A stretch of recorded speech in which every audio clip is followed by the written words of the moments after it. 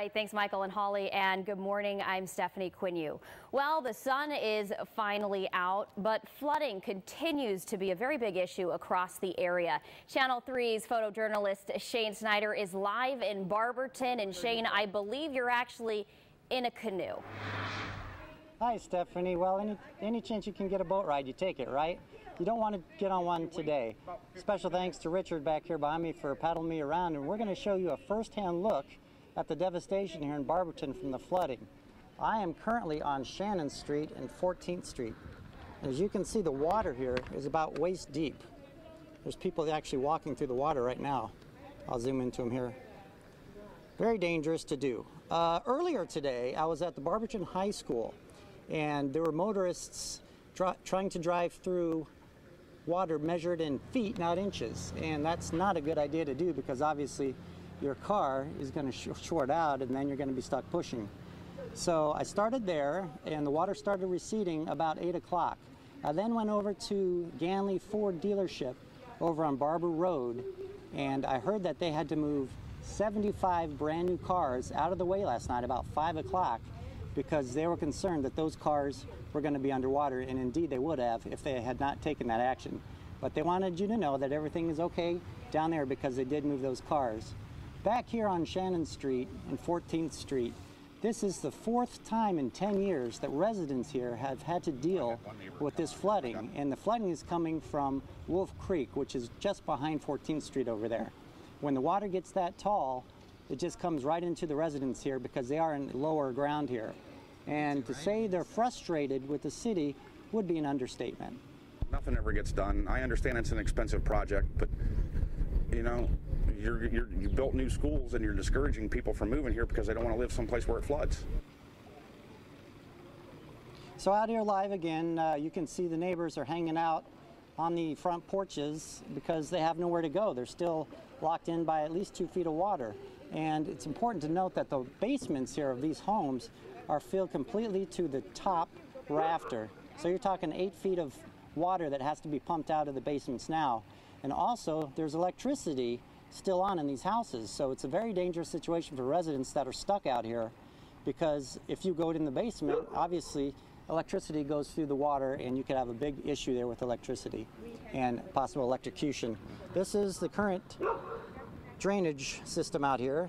The water is receding about 2 inches an hour here, but as you can see, it's going to be days out here before residents can start their cleanup process. And it's just amazing. We've got over 100 homes out here that are flooded currently at this time. Stephanie, back to you. All right, thank you, Shane, for that very unique perspective.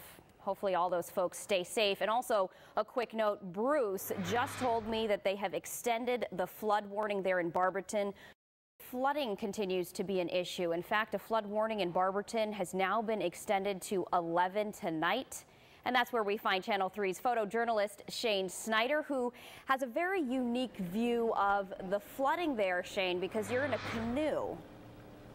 Hi, Stephanie. We wanted to give you a perspective from the Barberton residents today that live on 14th Street. Special thanks to my partner back here, Richard Johnson, who's been pedaling me around all morning, trying to show us what exactly they're dealing with here. But this is not a canal. This is actually a city street. I want to pan over here and show you what we're dealing with here. As you can imagine, the water right now is at least 2 to 3 feet deep in the streets, and that means that anything below the street level is going to fill with water, which includes all the basements on these houses. Richard said there's probably 80 to 100 homes right now that look just like this, like they were built into the lake. Earlier today, I went over to the high school where there was reports of water in the intersection, and sure enough, they're not measured in inches there, it was measured in feet. And believe it or not, people in cars were trying to drive through that, and we tell them all the time, do not drive through water, you don't know how deep it is. Well, here's why. You're going to end up pushing your car out of the water because your engine is going to stall. And further from that, I went down to Ganley Ford dealership and checked on the car situation down there because I heard that there was high water down there, and they actually had to move 75 cars last night out of the rising water because those cars would have been underwater. You can imagine how expensive that would have been to replace those. So back here on Shannon Street in West 14th, residents here are still stuck on their front porches And to say they're frustrated with the city would be an understatement. It never gets done. I understand it's an expensive project, but you know, you built new schools and you're discouraging people from moving here because they don't want to live someplace where it floods.